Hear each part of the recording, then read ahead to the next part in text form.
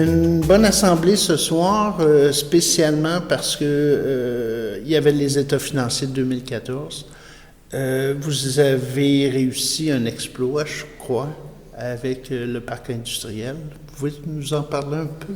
Quand tu parles d'exploit, oui, je peux te parler du parc industriel en long et en large, mais j'aimerais mieux savoir de quoi tu veux que je parle plus précisément.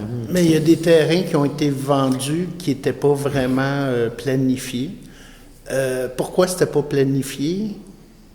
Puis qu'est-ce que ça rapporte à la municipalité? Écoute, il y en a toujours eu une planification, mais il faut savoir que lorsque je suis arrivé en poste en 2009, quand je regardais l'évolution de ce parc industriel-là, que j'avais contribué à faire exproprier en septembre 1991, j'étais pas très, très heureux de la façon dont ça se développait et j'avais demandé à mon conseil municipal de mettre un moratoire sur au moins les terrains près de la bretelle pour faire des projets de prestige à la hauteur de la population de Saint-Roch-le-Chigan et puis à la hauteur du potentiel qu'on a géographiquement aussi. Parce que faut pas se leurrer, là, Saint-Roch-le-Chigan, c'est la continuité à un développement normal. On prend Montréal, qui est le centre d'activité. Ensuite, si on fait un rond, c'est Laval, c'est Terrebonne, c'est Mascouche. Donc, après, c'est Saint-Roch-le-Chigan. Là, j'ai rien inventé. La géographie s'est occupée de ça bien avant moi. Donc, il fallait évaluer le potentiel de tout ça. Et ces terrains-là, je l'avais dit au conseil municipal à ce moment-là, je dis on va les vendre juste une fois, ces terrains-là, il ne faut pas se tromper. Et puis avec la bretelle d'accès qu'on a faite à partir de la 25 et l'autre bretelle qu'on va faire cet été, c'est l'image de Saint-Roch, c'est la fenêtre, c'est la porte d'entrée. Et puis bon, le conseil a eu le courage de supporter cette vision-là avec un petit peu de pression qui sentait sur leurs épaules. Aujourd'hui, cette pression-là, elle est toute disparue avec le centre multifonctionnel qui est en construction et tout ce qui va arriver par après.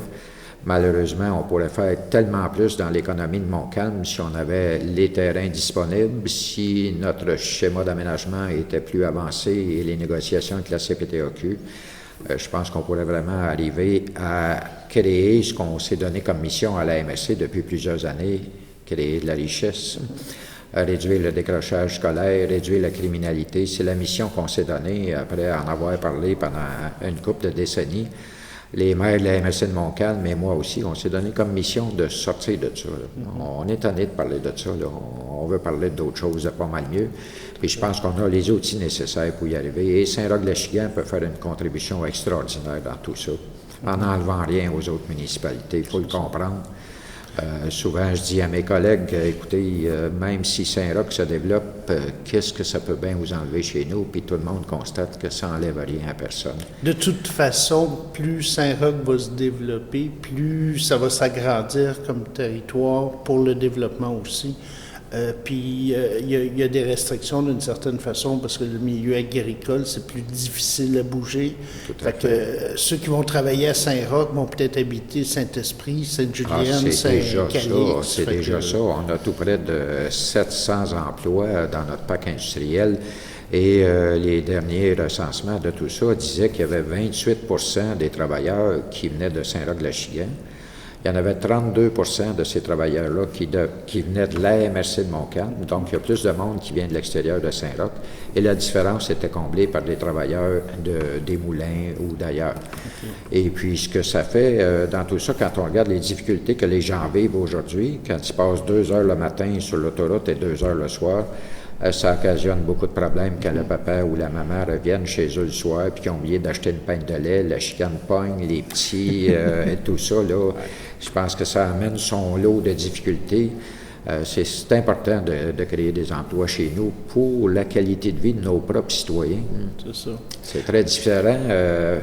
Passer 10-15 minutes sur la route pour avoir un job que d'en passer 4 heures par jour. Tout à fait. Puis l'économie d'essence, etc. Ah, tout à fait. C'est l'environnement, c'est tout.